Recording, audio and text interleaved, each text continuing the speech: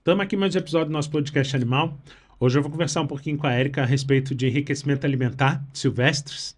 Deixar você se apresentar. Tudo bem? O meu nome é Érica, eu sou médica veterinária e eu trabalho com animais selvagens desde 2005. Eu fui trabalhar no interior de Goiás e com foco em comportamento animal e ecologia comportamental. Sempre gostei dessa área. Tanto que agora, né, eu escrevi o primeiro livro de psiquiatria animal geral, né, de animais domésticos, silvestres, mas sempre me chamou a atenção essa parte, assim, da psiquiatria, da saúde mental, e eu trabalhei muito com animais confinados, né, com a restrição de liberdade.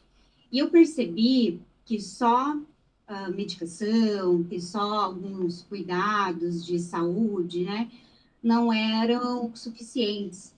Aí que eu comecei a estudar a nutrição de selvagens. Aliado a isso, eu também comecei a praticar a aplicação de nutracêuticos na dieta deles e fiz alguns cursos também de medicina especializada em animais selvagens. Então, tenho essa trajetória aí de 20 anos trabalhando com animais selvagens. Hoje, eu trabalho em uma mantenedora de fauna, que tem em torno de 48 espécies, e nós trabalhamos muito com a parte de enriquecimento alimentar, que é a parte mais especial, assim, da semana. Eles gostam muito, e eu acabei fazendo um curso de confeitaria focada em animais, para poder deixar o alimento mais bonito, mais colorido. Claro que eu tenho a parte, né, científica, eu sou zoóloga, eu tenho doutorado em zoologia, tenho pós-doutorado também, tenho mais 6 especializações na área de neurociência, mas o que eu gosto de fazer é ir para a cozinha e cozinhar para eles. E como é que você chegou na parte de selvagem? Então, eu saí do mestrado, eu já tive um convite para ir para Mineiros, Goiás. E lá eles estavam implantando a perdigão. E daí, né, teve toda a questão ambiental envolvida e eles tiveram que contratar um profissional, no caso eu fui para lá, e na época eu não tinha muita experiência, tinha acabado de sair do mestrado, que também foi em comportamento animal, e daí ali, né, naquele interior e naquela dificuldade, eu aprendi muito, enquanto pessoa, como profissional, e eu fiquei mais apaixonada ainda por essa questão de saúde mental, né? Eu trabalhei muito, assim, em parceria com o IBAMA, com o órgão ambiental do estado, e alguns animais não tinham condições de retornar para a natureza, e eles ficavam em instituições. E nisso, né, que eu fui ampliando ali os meus estudos a respeito da depressão, dos transtornos mentais de animais que ficam em instituições e como a gente poderia melhorar isso. Aí também, né, que eu comecei a estudar a parte de psiquiatria, focada nas doenças mentais mesmo, e como que eu poderia preveni-las ou também remediá-las, né, com essa parte de integrativa que eu chamo, né? Não só a parte de enriquecimento, mas trabalho com outras coisas também, aromaterapia, cannabis medicinal, o próprio uso de nutracêuticos dentro dessa parte de enriquecimento alimentar. E eu entendi que essa função multimodal, com várias práticas, traz um benefício enorme para esses animais que têm sequelas aí da sua história de vida, das adversidades, dos acidentes, tráfico, né, etc. E ajuda muito. E nessa mantenedora de fauna que eu trabalho, nós fazemos toda semana enriquecimento alimentar, 2 vezes por semana, e E é muito interessante, assim, o resultado que a gente tem, unindo essas práticas, mas a favorita deles, com certeza, é o enriquecimento alimentar. Essa questão do enriquecimento, tanto ambiental quanto alimentar, é essencial nesses casos, né? Porque, como você falou, eles vêm, às vezes, de alguns traumas muito grandes. E aí É, isso ó, dá um certo alívio, por assim dizer? é assim, tem alguns animais que estão aqui na mantenedora que têm histórias, assim, bem complicadas, tristes, e que eles demoraram até terem essa motivação para lidar com o enriquecimento alimentar. E essa é uma observação muito interessante, porque muitos animais que vivem em instituições, eles podem estar, assim, com um transtorno mental bem debilitante. Quando eu fui fazer o meu doutorado, falei, nossa, eu vou arrasar no zoológico, eu vou levar brinquedos para esses animais, eu vou colocar castanha do Pará, vou colocar uva passa, vou colocar um monte de coisa para os macacos, eles vão me amar, vai ser um trabalho maravilhoso. Mas a realidade é que animais sem estímulos, eles têm uma diminuição da dopamina, que é um neurotransmissor da motivação, do prazer. Então, eles ficam tão deprimidos que dos 22 macacos que eu dei a proposta do enriquecimento alimentar, apenas 6 interagiram. Então, assim, aquilo já também me trouxe para reflexão, né? Porque eu vejo, assim, muitas pessoas falando, não, mas né, é só ter muitos estímulos que o animal vai melhorar. Não é bem assim. Muitas vezes, em casos mais graves, eu até preciso fazer uma medicação, porque já tem uma alteração química, né? Mas animais, por exemplo, que são recém-chegados, animais que ainda não desenvolveram um transtorno mental debilitante grave, esse estímulo é essencial para esse animal não adoecer. Então, assim, quando a pessoa fala, meu animal é bem cuidado, aí eu penso assim, tá, mas ele tem essa oportunidade de receber cores, aromas, sabores diferentes, porque tudo isso vai fazer com que substâncias do bem, substâncias boas, elas aumentem e protejam a saúde mental desse animal. Então, é bem interessante. E os animais que ainda não desenvolveram, eles têm uma motivação muito grande pelo enriquecimento alimentar. Eu acho que é o que eles mais se engajam mesmo, até do que o físico, o cognitivo, etc. E, e com essa parte da confeitaria, que eu faço coisas, óbvio, coisas que são saudáveis e são funcionais. Eu utilizo ingredientes da própria dieta do animal para eu fazer os petiscos, para eu fazer. A gente faz muito bolinho, faz. Às vezes, quando tem uma festa de aniversário aqui também dos bichos, a gente faz um cupcake, faz um bolo, e eu utilizo ingredientes que vão auxiliar. Então, por exemplo, os macacos, eles têm uma meta de fibras na dieta. E muitas vezes, quando tem um recinto com vários macacos, a comida é colocada lá e às vezes ele não vai querer comer uma verdura, ele não vai querer comer uma folha, né? Ou o outro pega mais. Então, eu vou lá e complemento com um petisco utilizando uma farinha rica em fibra, que é a farinha de maracujá, por exemplo. Então, o animal, ele tem essa fonte, né, de fibras e tem algo gostoso, algo prazeroso, e isso conta muito para a saúde mental dele. E eu aprendi isso na prática, trabalhando e estudando, correndo atrás, e principalmente convivendo com eles, né, que eu sempre digo que eu aprendo mais com eles do que com professores e livros. Eles nos ensinam muito, né, sobre as coisas. Então, o enriquecimento alimentar realmente é uma ferramenta de saúde mental e de prevenção de doenças mentais que são extremamente comuns e a taxa é elevadíssima em animais de zoológico. Então, eu trabalhei em Goiás, daí depois eu vim para Curitiba, eu fiz meu doutorado na zoologia lá, e depois comecei a trabalhar como professora universitária, fui professora também da disciplina de animais selvagens, e aprendo todos os dias com eles. E como é que você consegue perceber essas alterações na saúde mental?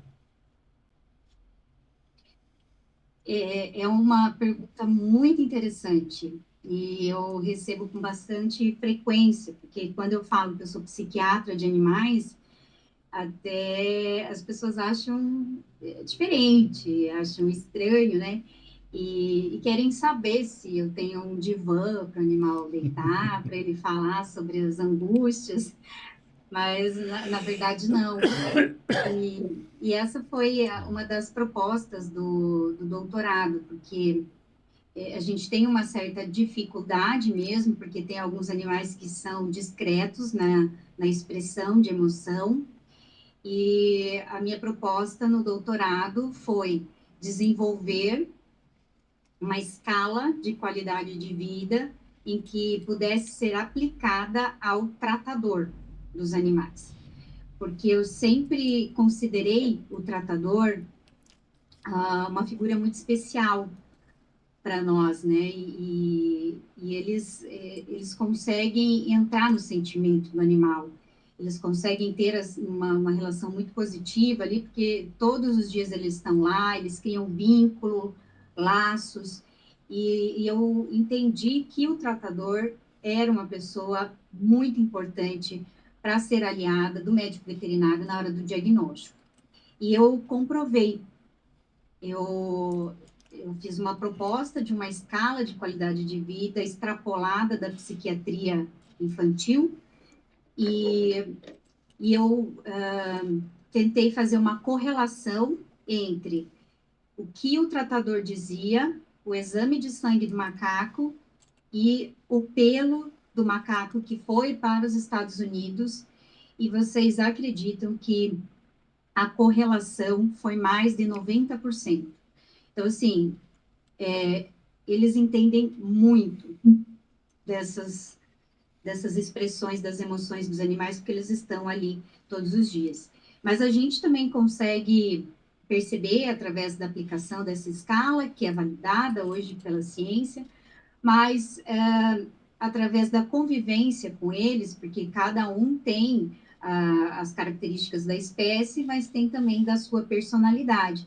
Então, a gente consegue, através das expressões faciais, dos comportamentos, tem comportamentos que são normais e tem comportamentos que são anormais, principalmente em restrição de liberdade.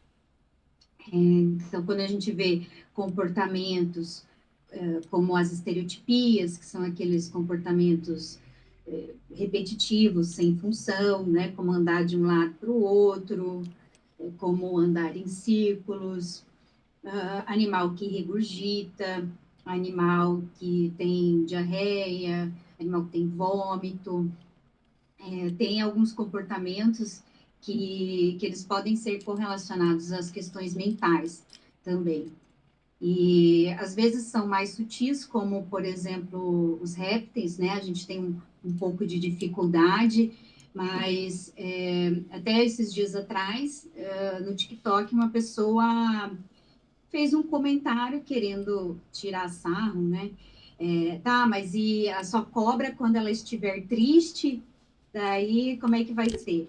E no fim a gente consegue perceber, porque a gente tem uma jiboia arco-íris aqui, e ela começou a ficar mais tímida, começou a ficar e entrar em anorexia. Daí eu falei, não, tem alguma coisa diferente, né?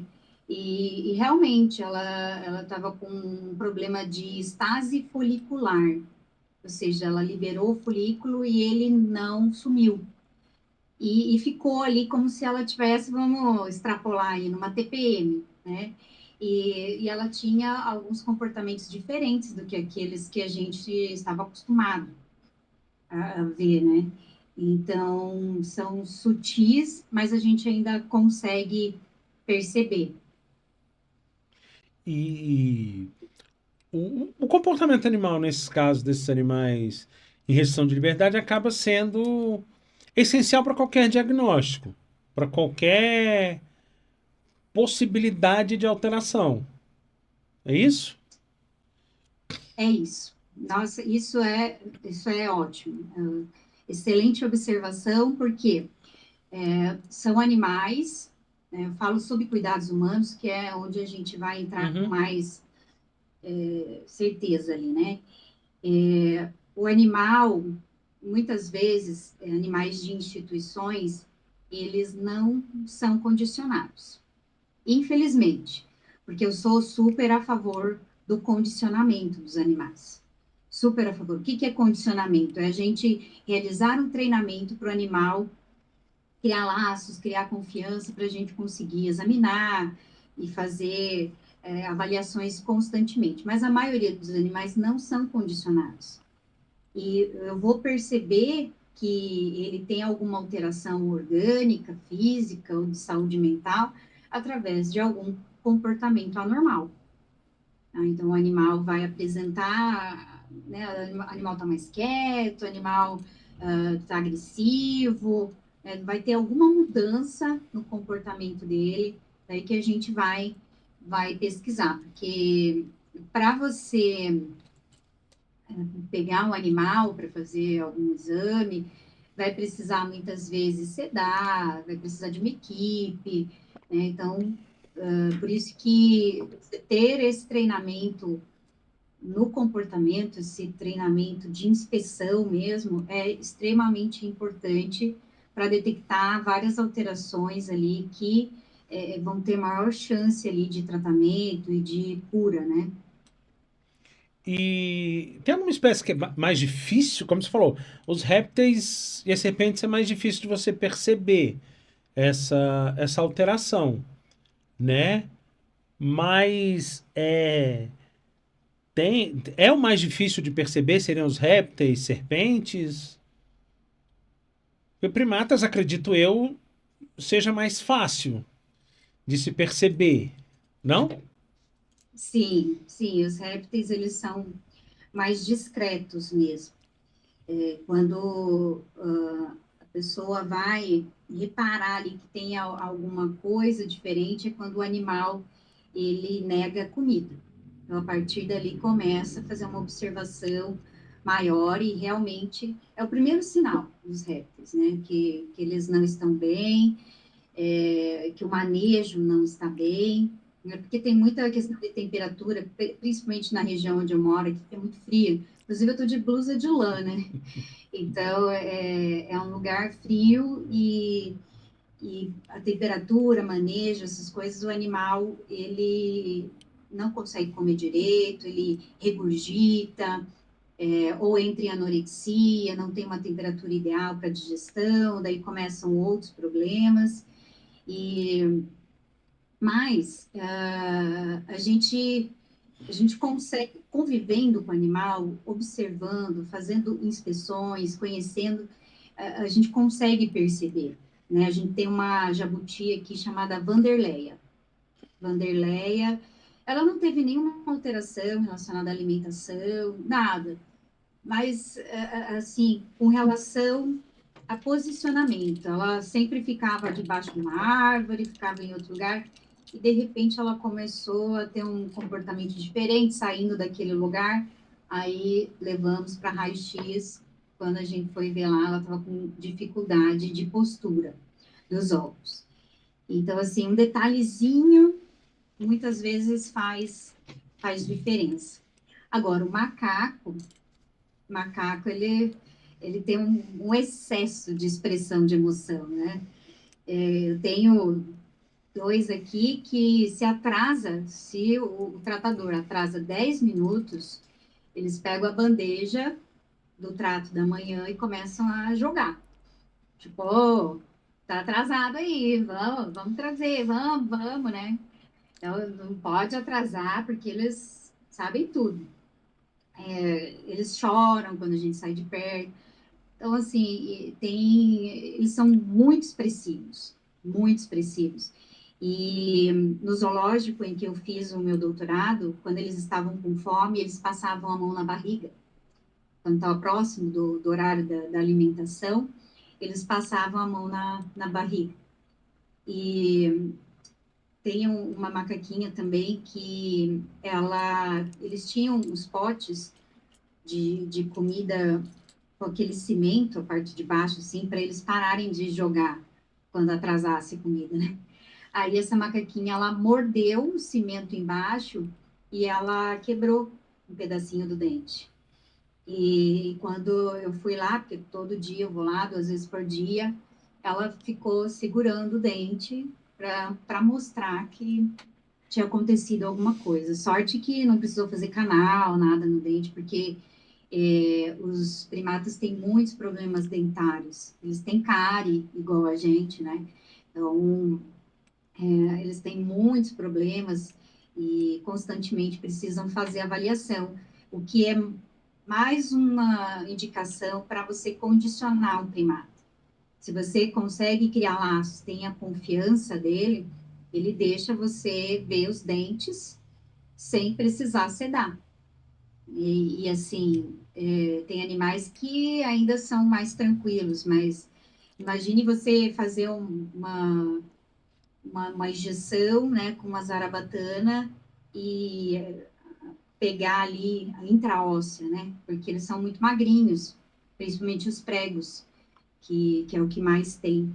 Então, a gente evita de qualquer jeito. Uma boa avaliação comportamental é primordial para você detectar outras questões ali bem no começo mesmo.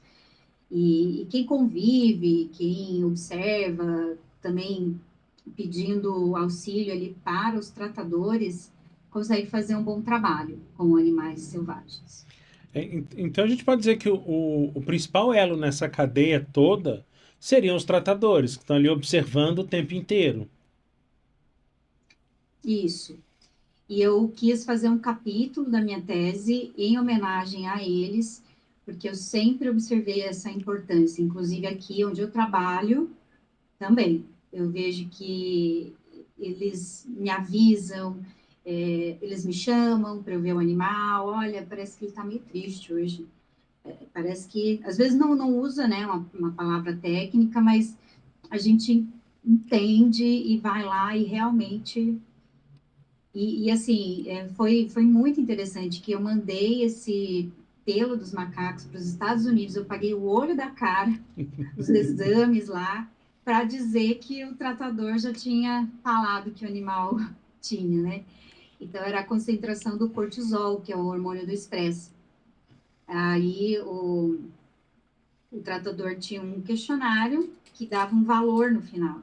E na estatística bateu 90%, em É que os legal. tratadores têm um olho clínico maravilhoso. E nesse caso, essa observação dos tratadores te ajuda bastante. E aí te ajuda também a planejar esse enriquecimento? Ah, sim, sim, com certeza. E a gente também pode contar com eles para distribuição, né? Para eles participarem, para os animais sempre terem essa correlação. Eles fazem associações. Então, sempre que eu levo alguma recompensa, todos os envolvidos, eles acabam gravando aquilo e eles associam a coisas boas, e é sempre muito importante isso também. Mas os tratadores também avisam, olha, eu acho que vamos fazer uma coisa diferente ali para o Pati, olha, eu acho que ele está meio ocioso. Então, assim, eles trazem essas informações também, né? Uhum. Só para ficar um pouco mais fácil, O que que é exatamente esse enriquecimento alimentar, né? E por que que ele é tão importante, tanto para a saúde física quanto mental? Você falou que ele vai trazer estímulos, né? Isso. O enriquecimento é algo que você coloca de diferente, que tem o principal objetivo de aumentar essas substâncias benéficas no cérebro, para que o animal tenha ali um momento de prazer, um momento de felicidade.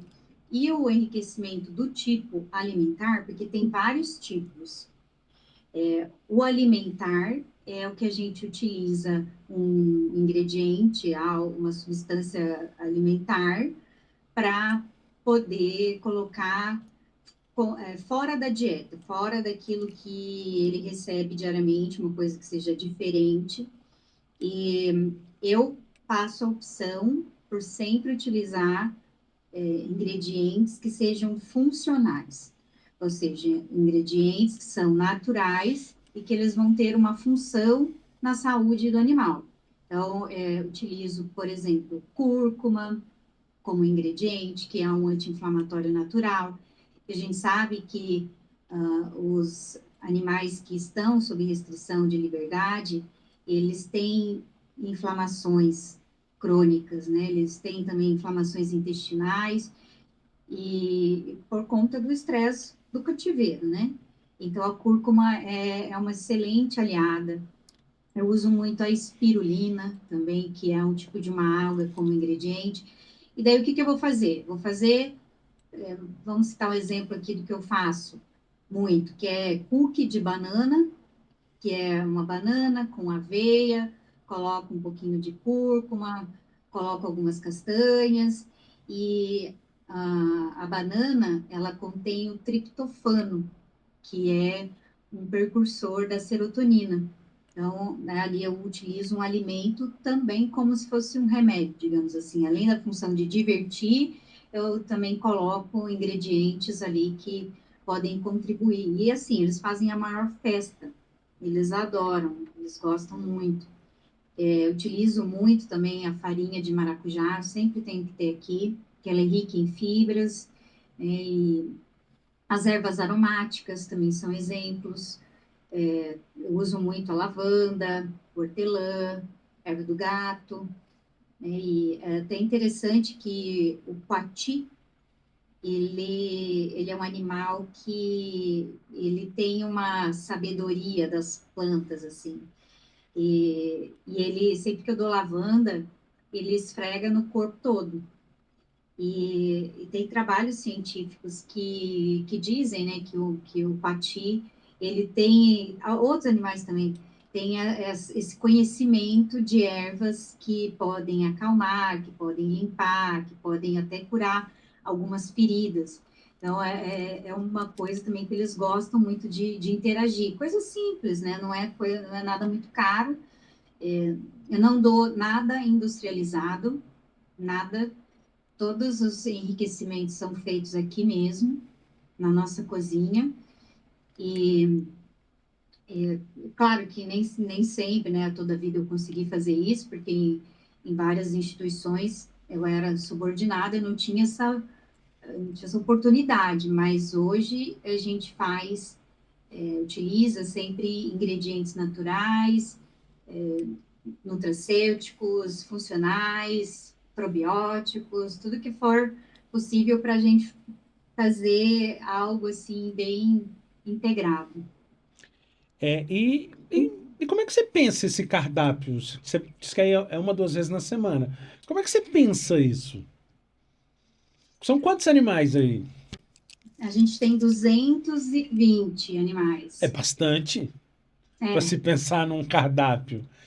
Espécies diferentes, cardápios diferentes. é, é. Domingo é o dia em que eu não atendo, eu atendo só os animais daqui, então é um dia que eu vou para a cozinha. Todo domingo eu faço alguma coisa.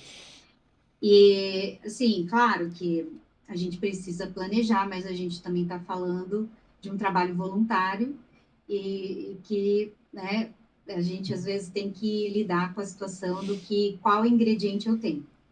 Então, ontem, por exemplo, eu tinha farelo de aveia, tinha bastante maçã e tinha banana.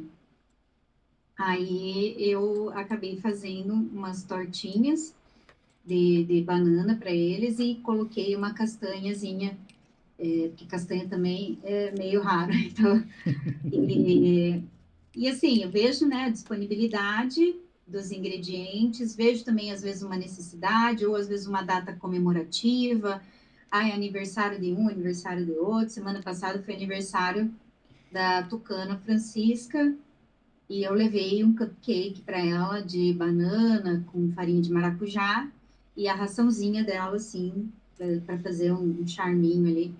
E assim, eles acham diferente, é uma coisa que eles sempre gostam. A gente vê a diferença, né? Até tem vários vídeos deles recebendo esse enriquecimento, é bem interessante como eles mudam e como eles ficam motivados para receber. Semana passada foi o Halloween também, né? Halloween, daí a gente fez também petiscos temáticos em formato de múmia e em formato de caixão e vários tipos de enriquecimento, né? Porque tem um santuário aqui também de animais de produção, então tem algumas ovelhas, cabras, vacas que já estão velhinhas já. Aí nós também fizemos ali um enriquecimento alimentar com aquela abóbora dos Estados Unidos mesmo, aquela abóbora tradicional, fizemos desenhos, e então sempre vai variar assim de acordo com a época, a disponibilidade, frutas da época, né, coisas que tem disponíveis para a gente. E dá para se pensar nesse enriquecimento tendo como base a própria ração deles? Ou a própria ração já seria algo que eles estão muito habituados? A gente aqui é um pouco natureba. A gente dá prioridade à alimentação natural mesmo. Então, os carnívoros, por exemplo, eles comem a alimentação crua com ossos, que é aquela alimentação bioapropriada, e as aves, elas têm a raçãozinha delas, mas é meio a meio, é meio ração e meio as frutas, verduras e outros complementos. E a gente dá mais atenção a isso, porque eu imagino assim, que o animal já está confinado e a ração, ela tem o mesmo formato, ela tem o mesmo gosto e muitas vezes a mesma cor. Então, para eles, não é uma novidade. Não é uma novidade, daí por isso que a gente acaba até brincando com as cores de forma natural. Por exemplo, quando eu penso em fazer um enriquecimento para os jabutis, eu vou pensar na cor laranja, que é a cor favorita deles. Então, se até nisso a gente acaba pensando, porque eles têm preferências. Eles têm preferências por cortes, por, inclusive, assim, coisas mais verdes ou mais maduras, depende do animal, eles também têm isso, sabe? Então, eles têm muitas necessidades que às vezes a gente nem dá conta, né? A gente vai percebendo ali na convivência, nos cursos, mas é algo bem complexo mesmo, bem complexo, e eles também têm aquela sabedoria nutricional, também ecologia comportamental. Sabedoria nutricional é assim, eles sabem quando eles têm necessidade de ter algum alimento, igual a mulher, tá? De TPM, ela vai atrás de um doce, de um chocolate, que aquilo vai regular ali os neurotransmissores. E os animais também, da mesma forma. Ecologia comportamental é assim, quando está mais frio, eles vão atrás de alimentos mais calóricos, que dê mais energia. Então, assim, tem tantas variações na alimentação deles, tantas tantas coisas, possibilidades, que a alimentação natural, ela é muito especial para eles. Né? Eu, assim, enquanto psiquiatra falando, eu sei que muitas vezes a gente, né, lida com a parte dos nutricionistas, que às vezes não são muito a favor, mas eu vendo ali, né, o animal sofrendo, comendo sempre a mesma coisa, sem nenhuma novidade, eles adoecem. Animal que fica preso, ele adoece. Até os que estão na casa das pessoas, né? Uhum. Eles acabam adoecendo também. E então quer dizer que nesse caso também é pensado de forma individual? Sim, tem que pensar. Tem que pensar porque cada um tem um gosto. E por isso que eu falo assim, às vezes as pessoas, ao invés de tratar como o indivíduo, trata como espécie. O macaco, né? Até eu às vezes falo macaco. Mas aqui a gente tem a Lola, tem o Jack, tem a Gigi. E se for ver, cada um tem um gosto. E quando eu vou pensar no enriquecimento, muitas vezes eu vou também querer agradar os vários gostos. Então, eu levo isso em consideração também. Eu tenho uma macaquinha lá embaixo, que fica, ela tem quase 40 anos, ela tem Parkinson, e, e ela tomando óleo da cannabis medicinal, e assim, ela não se interessa tanto por esses mais de confeitaria. Mas se você der um ovo de codorna, ela come a caixa inteira.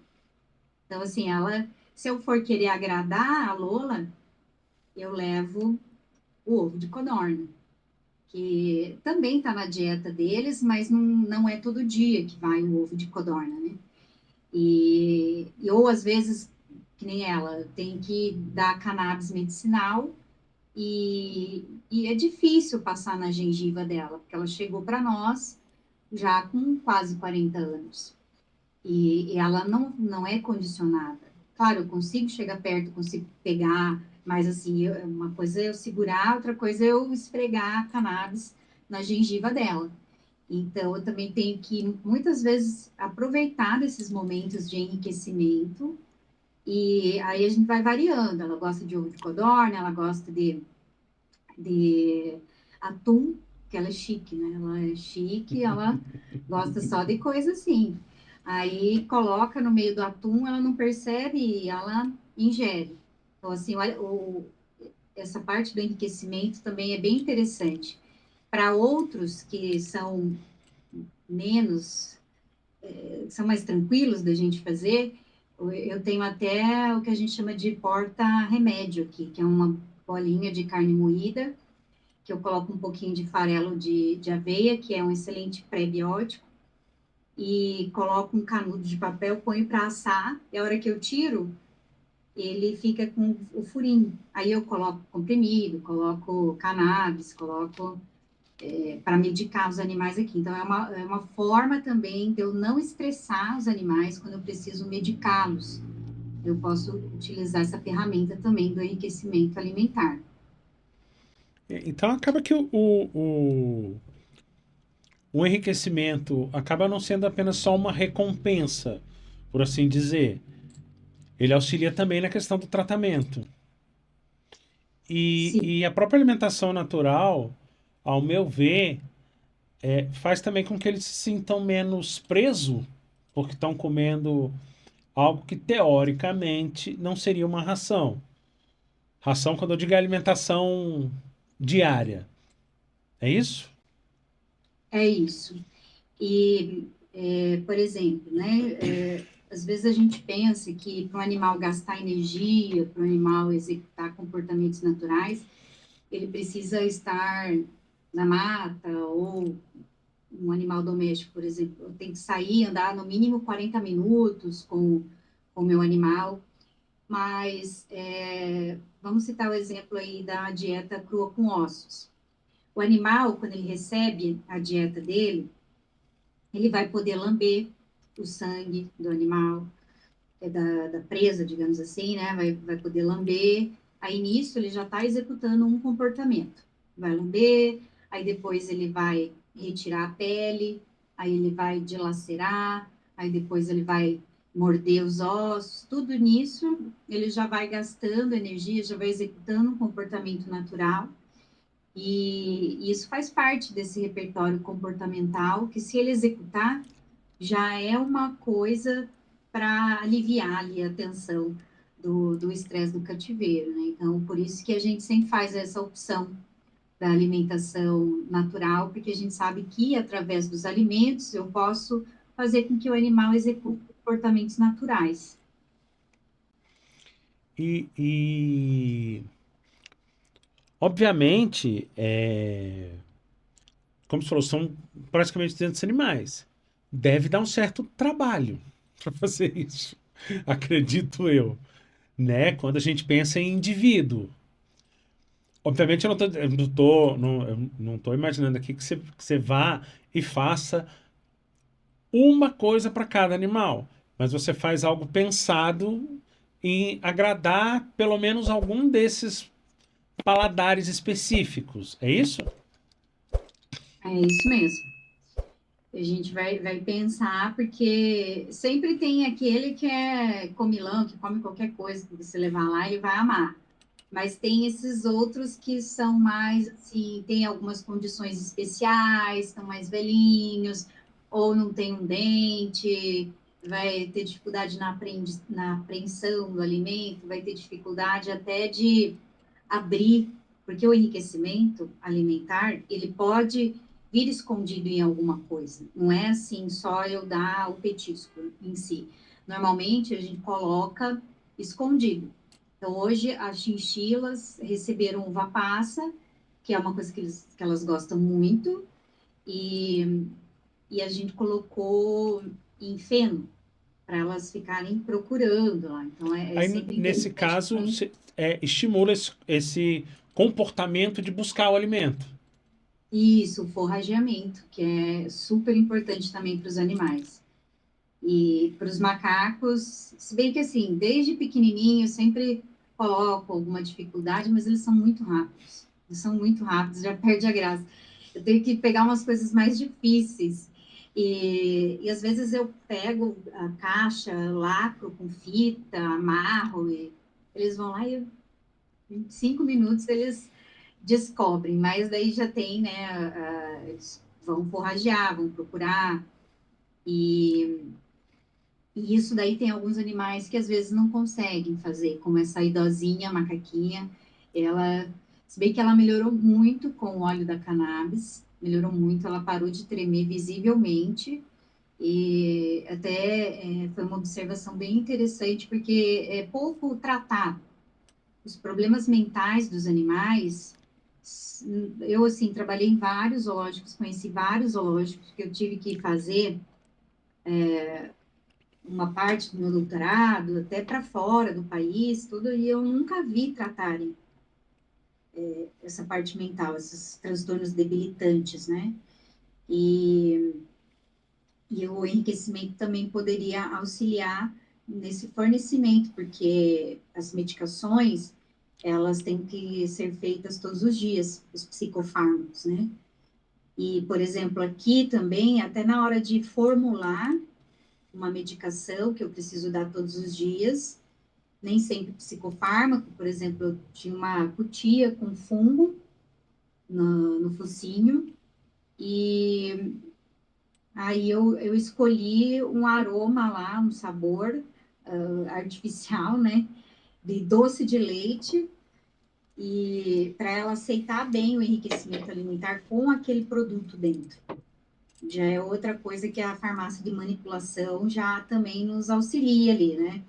Eu entro com uma medicação e não estressa. Eu não tenho que pegar, segurar o bicho, colocar, né, na goela dele. Não, simplesmente eu faço um produto diferente do que ela está acostumada a comer e, e eu acabo facilitando a vida ali de quem está medicando, né? O animal. E acaba que isso tem. Você acaba tendo que variar muito. Eles enjoam rápido, eles percebem rápido. Fora os macacos, que esses realmente são mais... Os bichinhos é mais complicado, porque eles são muito espertos, então eles pegam muita coisa, né? Percebem muita coisa. Eles têm períodos, é igual a gente, né? Às vezes a gente enjoa da comida do almoço, não quer comer na janta, né? Já quer uma coisa diferente. Eles também querem novidade. Não querem sempre a mesma coisa, não. E macaco, se você bobear, ele taca na sua cabeça a comida. Se tiver muita batata doce, por exemplo, que a gente sempre coloca ali, se repetir, ele já joga. Aqui engraçado é que tem gansos, marrecos soltos. E, e se eles estão enjoados de alguma coisa, eles não deixam restar, eles jogam para os gansos. Tem vários vídeos dos macacos jogando a comida que eles não querem para os gansos. E tem um que é mais capetadinho, assim, que quando o ganso chega muito mais perto, ele arranca uma pena. Então ele faz assim, ó, com a comida, daí o ganso chega, ele vai e arranca a pena. Então, e eles são assim, eles são provocadores, né? Já bem no fim acaba executando um comportamento natural, porque na natureza eles são provocadores também É, de e, e- outros animais. e eles aprendem rápido, né? Aqui em Brasília a gente tem no Parque da Água Mineral muito macaco prego. E eles aprenderam a roubar as comidas quando o pessoal vai fazer piquenique. Ah, sei. Então, já é uma coisa quando você entra, o povo avisa. Não é pra dar, não é pra dar, não é pra dar, mas se você vacilar, você fica sem. Porque eles vêm e pegam mesmo, Eles são muito rápidos, muito rápidos. né? Então eu imagino que esse tipo de comportamento aí que ele atrai o ganso para fazer isso, seja também meio que por diversão, não? É, ele faz por diversão mesmo, não tem outra explicação. E adora, né? E o ganso continua indo lá, porque o ganho da comida às vezes é Compensa. maior do que. Não E, tem muito o que fazer, né? e Porque, tem alguma espécie que é mais difícil para fazer esse enriquecimento? olha, é que tem espécies que é mais complicada, né? Por exemplo, a nossa jiboia aqui, a alimentação dela é pintinho ou rato. Então a gente não tem muito, assim, muita variação na dieta dela, porque ela tem as preferências ali, o que eu noto, o que a gente nota aqui também, é que ela tem preferência por cor. Ela, assim, isso que a gente acha engraçado, mas como, né? Ela vai escolher os ratinhos ali de uma determinada cor. Se tiver uma mancha a mais, se tiver uma mancha a menos, ela sempre quer do mesmo padrão. Os pintinhos têm que ser amarelinhos, os pintinhos. E é uma coisa assim que eu fico pensando, meu Deus, e não tem nenhum trabalho sobre isso. Eu já pesquisei, porque é uma observação nossa aqui, né? Mas como é que pode? E eles têm essa sabedoria, assim, porque a gente sempre tem que pesar o, a presa ali, né? Tem que sempre pesar e tem que ser 10% do peso dela. Às vezes ela engordou um pouquinho, ou quando ela ficou doente, ela emagreceu um pouquinho. Ela não pegava o animal que estivesse fora desses 10% aí do peso dela, ela não pegava. Então, ela não ingeria, ela sabia que ela não podia ingerir, uma coisa assim bem interessante também. E bem no fim a gente faz sempre os gostos dela, tem que ir lá no biotério e escolher sempre o rato da mesma cor que ela quer, daquela cor. Eu falo, gente, não é possível. Então, eles são assim, eles têm essas particularidades, e se você cortar a banana em quatro, ele não quer, se você cortar em duas, ele quer. Então, tem isso aí também. Eles são cheios de coisas, esses bichinhos. Então, nesse caso, assim, se o enriquecimento não for muito bem planejado, pode causar, ao invés do estímulo, uma frustração? Ah, pode. Pode sim. Enriquecimento tem que ser muito planejado, tem que conhecer muito o animal, porque qualquer tipo de enriquecimento você pode também frustrar e pode elevar o cortisol desse animal. Tudo que é diferente tem naturalmente uma elevação do cortisol, mas às vezes o animal não vai conseguir aprender, não vai conseguir ter a recompensa que ele quer, não consegue abrir a caixa e pegar lá o enriquecimento. Então tem que ser de uma maneira que o animal consiga concluir a sua tarefa. É igual o laser para gato, né? Aquele laser, eu não gosto muito dele, porque eu imagino que o gato ele tem que ter uma recompensa ali, né? Claro que tem pessoas que, depois da brincadeira, oferecem alguma coisa, daí o animal cria uma associação. Mas quando ele não. Na natureza, ele tem frustração também, né? Mas ele está preso ali, a gente não quer nenhum tipo de estresse a mais, né? Que possa cometer esses animais. Então, a gente vai deixar ele ter recompensa, ele ganhar, ele comer, ele se divertir, ele se lambuzar. E assim, até para a gente é algo muito gratificante. É muito legal de acompanhar essas coisas. E eu nunca enjoo disso. Faz tantos anos que eu acompanho, toda semana, e eu estou sempre acompanhando, porque é algo bem interessante para ver como eles são interessados, né? Até no caso de répteis, no Halloween, agora semana passada, eu pensei, o que, que nós vamos fazer, né? Que normalmente a gente faz coisas com cogumelos que eles gostam, mas aí eu falei assim, vamos fazer um bolinho de abóbora com um tenebro. E, nossa, a aceitação foi mil, eles amaram. Eles amaram e até assim, a gente acaba estimulando a nossa criatividade, porque tem que ser criativo, né? Fazer o É porque mundo. eu imagino que tenha que estar sempre modificando.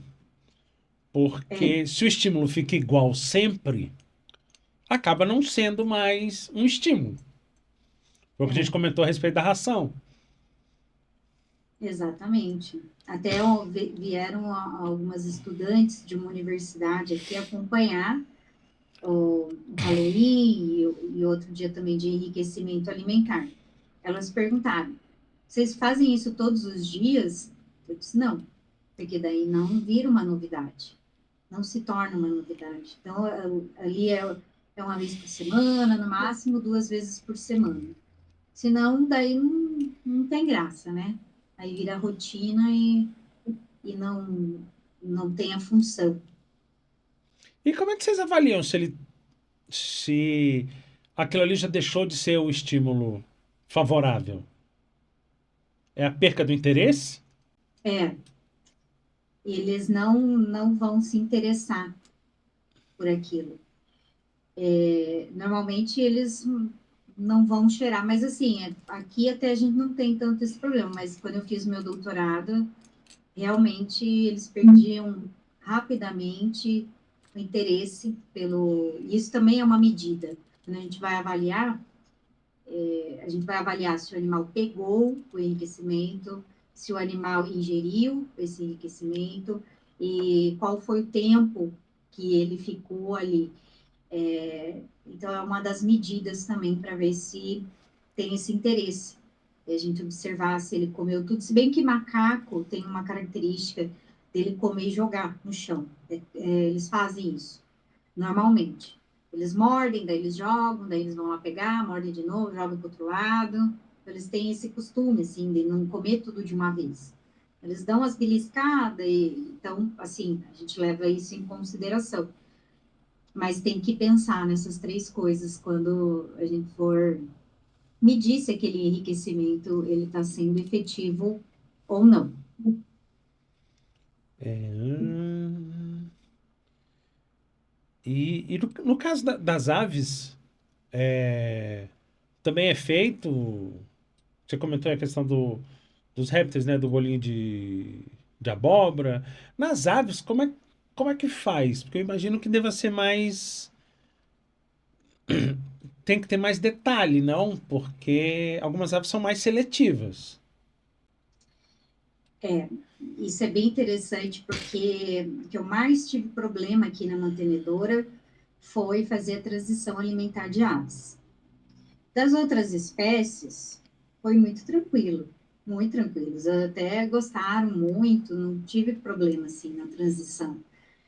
Agora, das aves, vem animais de tráfico, vem animais de maus tratos, vem animais, aquele louro que está na casa da vozinha, que come girassol, come pão, toma café, aquelas coisas, né? Então, eu sempre tive muita dificuldade de fazer transição alimentar em aves. Mas, depois de uns 4 meses, que é o tempo, aí depois, nossa, eles praticamente vêm em cima da gente, tomar o enriquecimento da gente, da mão da gente. Então, o que, que eu uso muito aqui é a aromaterapia. Eu uso os óleos de laranja, lavanda, gengibre, etc. Depende do protocolo ali para o animal. E eu consigo um resultado muito bom quando o animal tem dificuldade para comer. E os psitacídeos, principalmente, é muito negativo eles ficarem em hiporexia ou até fazer uma anorexia. Então, a gente não pode bobear com isso, não. Mas a nossa experiência até foi positiva com essa transição lenta. Em alguns casos, infelizmente, eu tive que dar um pedaço de pão, tive que, né, para o animal, eu tive que comer alguma coisa. Mas com o tempo eles aceitaram muito bem. Até hoje a gente não está recebendo mais animais, porque a gente já chegou no limite. Então já tem os grupos formados, porque no início aqui de montar o mantenedouro, a gente tinha que organizar os grupos, né, pela afinidade. E então hoje eles comem praticamente tudo que eu ofereço. Não tem nada assim que eu ofereço que eles não vão querer. Os psitacídeos ali, papagaio, tem tiriva, tem. Então eles aceitam muito bem. Claro que eles têm as preferências, eles gostam de algumas coisas, né?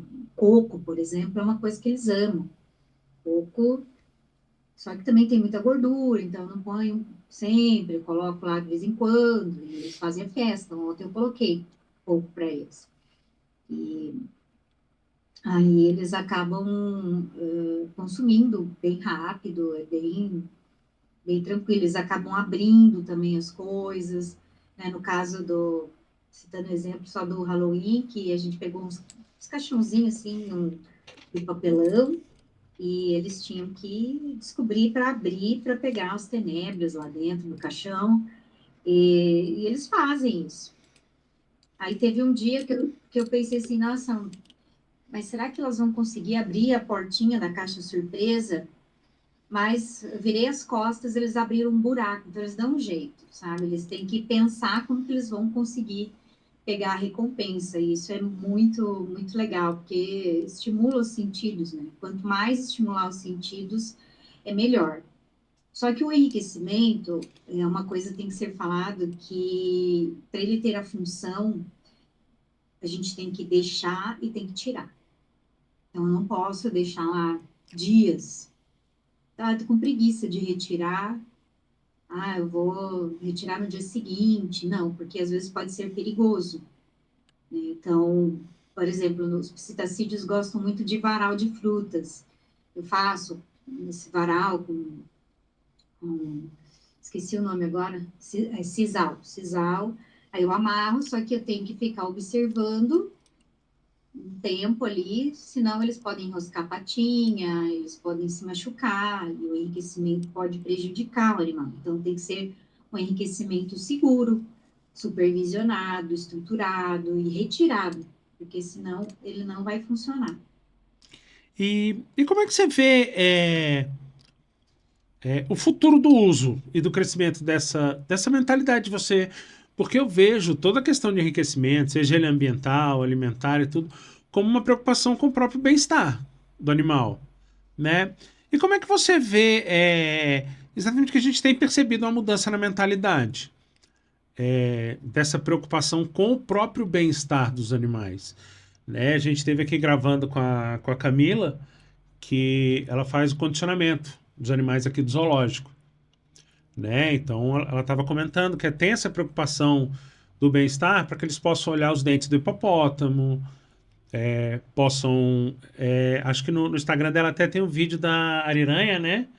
Que eles conseguiram fazer ultrassom nela sem precisar sedar, conseguem mexer. Então, tudo isso acaba sendo muito pensado no próprio bem-estar. Né? E como é que você vê essa mudança de mentalidade exatamente desse começo dessa maior preocupação com o próprio bem-estar do animal? Olha, eu ainda acho que tem bastante preconceito com relação, principalmente falando do enriquecimento alimentar. Eu, assim, vivo sofrendo críticas com relação à escolha de produtos naturais para alimentação, porque, infelizmente, o mercado pet hoje tem a indústria, né, e tudo mais, e a gente ainda não vê uma abertura, sabe? Não vê uma abertura, porque eu atendo também animais silvestres que estão em casa, exóticos, e quando eu falo, olha, vou te dar uma receitinha lá para você fazer, como petisquinho, para você condicionar, porque é interessante, né? Ah, mas o veterinário falou que não é para dar nada. Todo dia, principalmente para cães e gatos, que eu atendo muito a parte de psique, todo dia, hoje não foi diferente, todo dia. Ah, não, falou que é só para usar a ração de R$ 800, só isso. Então, assim, eu vejo que está tendo uma invasão também dessas marcas de ração cara em zoológico, patrocinando as coisas, e eu fico chateada. Claro que a gente precisa complementar aí, mas eu ainda acho que a gente tem que caminhar muito no sentido de conscientizar sobre a importância Uhum. da alimentação natural, da alimentação funcional, dos nutracêuticos, porque o ser humano está caminhando para isso, né? A gente está É, saindo um pouco dos ultraprocessados, está saindo para uma mudança alimentar. E eu sempre falo que comida boa é comida de verdade, para os animais também. Eu não ligo de cozinhar para os animais, eu cozinho, e eu vejo que isso ainda choca, sabe? Quando eu falo para as pessoas, olha, meus cachorros comem alimentação crua. Tipo, nossa, mas come osso de frango, não tem perigo? Né, assim, meio que é um tabu ainda. Eu ainda acho que tem muito a esclarecer sobre o assunto, até agradeço essa oportunidade, porque eu vejo o quanto eles melhoram, o quanto isso é importante na vida deles, na rotina deles. Eles vivem presos, né? Então, eles estão estressados. Aí a gente tem essa ferramenta aí para aliviar um pouco o estresse, para eles serem recompensados de alguma forma, né? sim, Mas eu ainda vejo que não tem essa uhum. abertura, muito. Dos meus clientes, a maioria deles, quando me perguntam a respeito de ração ou alimentação natural, eu dou a opção, obviamente, você quer, a ração é muito mais prática. Mas se você quiser passar para uma alimentação natural, você acaba dando a oportunidade ao seu animal comer comidas diferentes, cardápio diferente, opções. É um pouco mais trabalhoso? É. Mas às vezes é muito mais benéfico para alguns do que manter sempre na ração. E eu gosto muito, principalmente quando eu tenho alguns pacientes, por exemplo, com dificuldades para defecar e tudo. Eu falo, cara, vamos colocar um pouco mais de fibra. Dá para usar isso, dá para usar isso, dá para usar isso, antes de pensar em entrar com qualquer medicação. Porque eu vejo que existe uma gama de medicações que você consegue fazer uso, mas que pode ter alguns efeitos colaterais que você não vai estar muito satisfeito. Então, é uma das dicas que eu costumo dar. Falei, cara, ó, vai, coloca uma aveia, um farelo de aveia, tenta introduzir um óleo, alguma coisa para tentar ajudar. Quer mudar para alimentação natural? Beleza, tá aqui o contato do Vi um colega meu que é nutricionista, veterinário, e trabalha com alimentação natural, assim, maravilhosamente bem, que é o Augusto. Já teve aqui, inclusive. Eu falo, cara, você quer? Então, beleza, vamos fazer, mas vamos fazer direito, É, né? exatamente. Porque eu sempre ouvi isso desde a época da faculdade e esse ano eu faço 20 e tantos anos de formado, que a alimentação é o principal meio de manutenção da saúde. É, Então, se você consegue trabalhar dessa forma com a alimentação natural, beleza. É uma opção excelente. Excelente, né? Obviamente, com a vida corrida, a maioria acaba optando pela ração. Mas eu não sou desses que perguntam, pode dar isso? Eu falo, pode dar isso, pode dar isso, pode dar isso. Porque pensando, obviamente, e explicando que, ó, isso não é o alimento dele, isso vai ser um petisco, um agrado, porque senão você tem o risco do povo trocar, porque, obviamente, se você começar a oferecer carne, fruta e coisa como petisco, ele passa a não querer a ração para poder ganhar isso. Então, se você percebeu que ele está preferindo isso, troca. Passa para alimentação, que ele vai preferir. Eu tenho um paciente que ele tinha gastrite crônica. E aí o tutor optou por fazer a troca para alimentação natural. Ele nunca mais teve nada. Mas tudo é, muito bem pensado e planejado, né? Acredito eu, é. assim como qualquer enriquecimento, você tem que fazer esse planejamento até para você não trazer uma deficiência nutricional para esse animal depois. Exatamente, tem que ser feito com técnica, né? Com estudos, com ciência, além da empatia, que eu penso assim, que Uhum.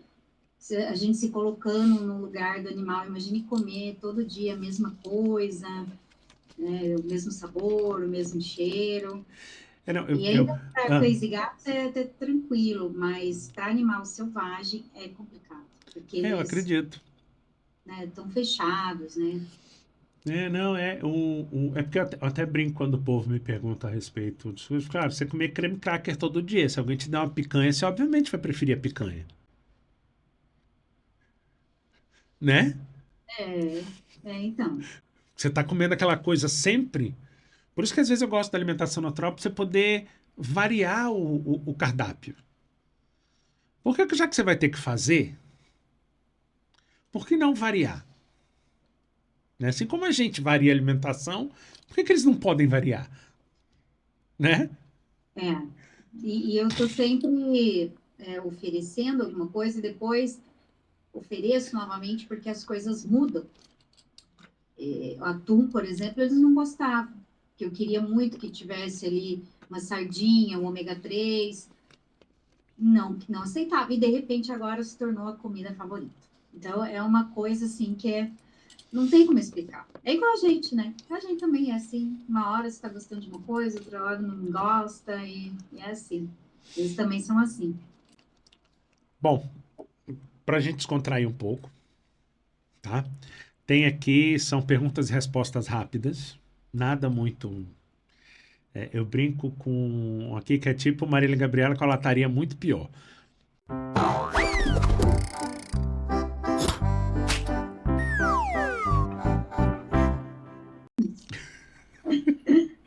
Qual que é o seu animal favorito? Gato. Ah, qual animal você seria? Um gato. Quais que são os maiores desafios de se trabalhar no enriquecimento alimentar? Seja de pets não convencionais, selvagens, O custo. O custo ele é mais elevado. né? É, e mais trabalhoso também, né? Demanda, mas é um prazer, na verdade é um hobby. Eu gosto de cozinha, mas o custo, né? Porque todas essas coisas funcionais são caras. Um sonho.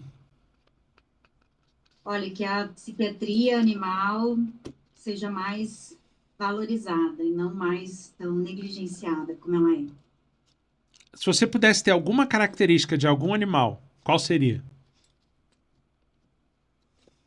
Eu acho que a bravura, talvez, de um leão, bravura, porque eu sou muito calma.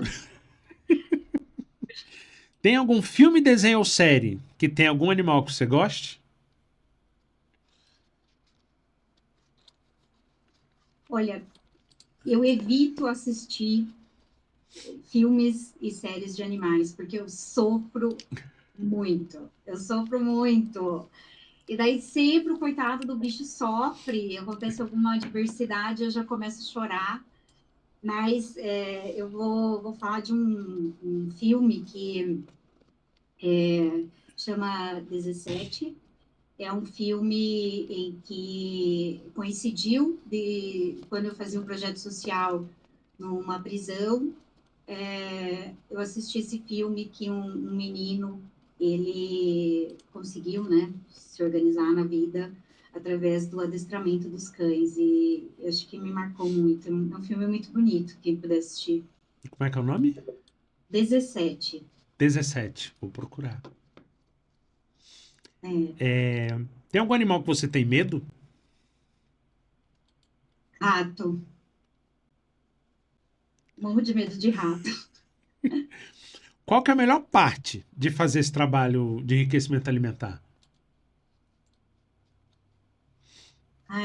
Ver aquelas carinhas, aquela diversão, aquela animação quando a gente chega com as bandejas é muito gratificante. E qual que é o maior mito sobre o enriquecimento alimentar? Mito É.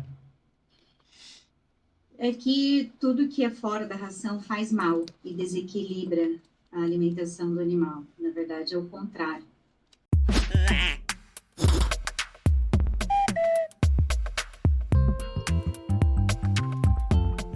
E qual dica prática, rápida e fácil você daria para quem quer começar a esse tipo de estímulo? Bom, primeiro tem que consultar um nutrólogo, nutricionista, uma pessoa especializada para conseguir ter uma dieta segura, com alimentos, com ingredientes seguros, que não vai ser tóxico para nenhum animal, porque tem várias particularidades de vários animais selvagens que a gente não pode usar ingredientes, né? Então, por exemplo, tucano não pode ter nada que tenha excesso de ferro, não pode dar couve, não pode dar beterraba para tucano, frutas cítricas também tem alguns animais que não podem consumir. Então, assim, tem várias particularidades, alguns alimentos que são tóxicos mesmo, como cebola para cães e carambola para todos, para saber sobre essas questões mesmo de toxicidade, de dose, de receitas, né? Tudo isso. Eu tenho um livro de receitas que eu desenvolvi ao longo desse trabalho que eu fiz aqui, e todas testadas, e testo quase toda semana um monte de receita. Então, realmente é seguro, porque é difícil achar sobre esse assunto. É muito difícil. Dificilmente a pessoa vai achar algum curso, vai achar alguma coisa bem específica assim. É bem difícil mesmo. Que nem eu falo, são anos de estudos e de prática, né? Você vendo ali, conhecendo as particularidades. Mas o importante é conversar com alguém da área, conversar com alguém especializado e já iniciar. E para aquele estudante que quer seguir nessa área, qual dica que você daria? Foi um incentivo, porque hoje não tem ninguém que trabalha com isso. É muito raro a gente achar pessoas que trabalham, que colocam isso em instituições. Então, é um mercado de trabalho aí. Tentar, só que é correr contra a corrente, né? Nadar contra a corrente, porque quanto a indústria pet está crescendo, aí a pessoa vai ter que, às vezes, ir contra algumas coisas, né? Que é muito mais barato você cozinhar, você fazer as coisas do que você comprar. Então, talvez não tenha muitos adeptos, mas eu incentivo porque quase ninguém trabalha com isso. Bom, queria agradecer mesmo, né? Eu gosto de trazer esses temas mais diferentes, por assim dizer, até porque a gente consegue plantar na semente do estudante de veterinária, principalmente, que existem opções. Você não precisa ficar fechado naquele mesmo padrão, né? E é um tema que é muito interessante você se preocupar com essa questão do próprio bem-estar do animal com a alimentação.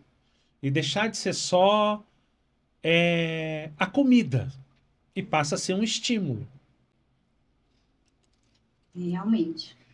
Um estímulo, uma ferramenta para o clínico, entre outras questões.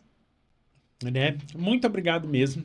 Redes sociais, para quem quiser saber mais informação. Érica, com K, _ Zanoni. Tem também da mantenedora de fauna, que é Spa MedPet. E tem do projeto, que é Mascotes da Alegria, que a gente faz enriquecimento, que a gente faz educação ambiental, que também tem o enriquecimento, a gente também ensina as crianças a produzirem. É uma das oficinas que a gente ensina, é a criança cozinhar para os seus animais. Legal. Queria dizer que aqui a gente conta com o apoio do Ilha Brasil. Vídeo, internet, tem esse estúdio de podcast, tem estúdio com chroma key, então dá para você fazer videoaula, curso, tem estúdio com cenário fixo, tem uma equipe de produção bem eficiente. O que vocês precisarem, a galera aqui consegue fazer e dizer que é isso. E até semana que vem.